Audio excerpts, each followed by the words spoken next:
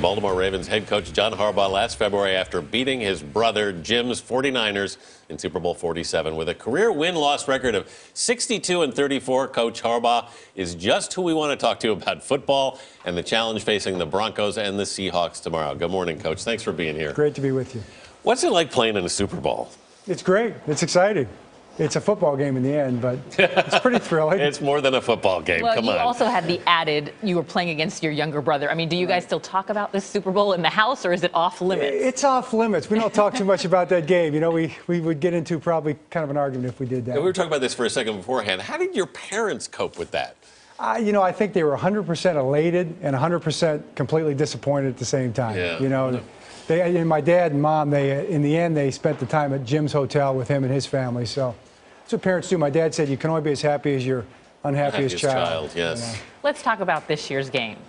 Right off the bat, I mean, who do you think is under more pressure for this Super Bowl? Oh, man, I haven't thought about it that way. I don't think you feel pressure in the Super Bowl. I think you're excited to play the game. It's an opportunity. You're emotional about it, and you think about football. I don't think there is a lot of pressure in this game. You've already accomplished the fact that you're there. Right. You've already won in that sense. Right. It's just a great opportunity to play in a big game. Since you're a coach, let's talk about John Fox and Pete Carroll. I mean, do you think one of these coaches has an edge? And could the stadium itself be an edge for either coach? Well, you know, I think it's going to help Denver that they're not playing in Seattle. You know, that place is crazy. A little loud. Yeah, it's a little bit loud, you know. Yeah. And they'll find that the crowd's really not that loud either way. The crowd's not a factor because it's split. You know, it's just not that loud of a game compared to the games you play in a home stadium. So I don't think that's going to be a factor. Both those teams get on the line. They make a lot of calls on the line. So communication shouldn't be an issue. It should be a well-played game. There was all this worry about the weather.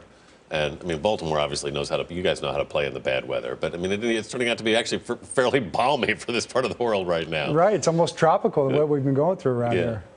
A lot has been made about the matchup, and a lot of people are, of course, talking about Richard Sherman.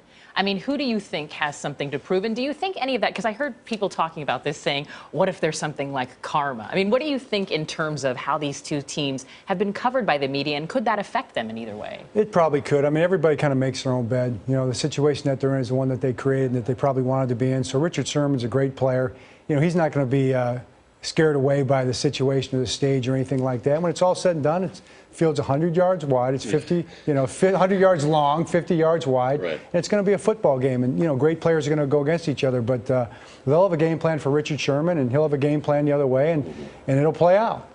We want to mention, part of the reason you're here is you're going to be getting the NFL Salute to Service Award, which is sponsored by USAA, which is for your work with the military. You're actually going to be headed to Afghanistan and Turkey on Monday? Right.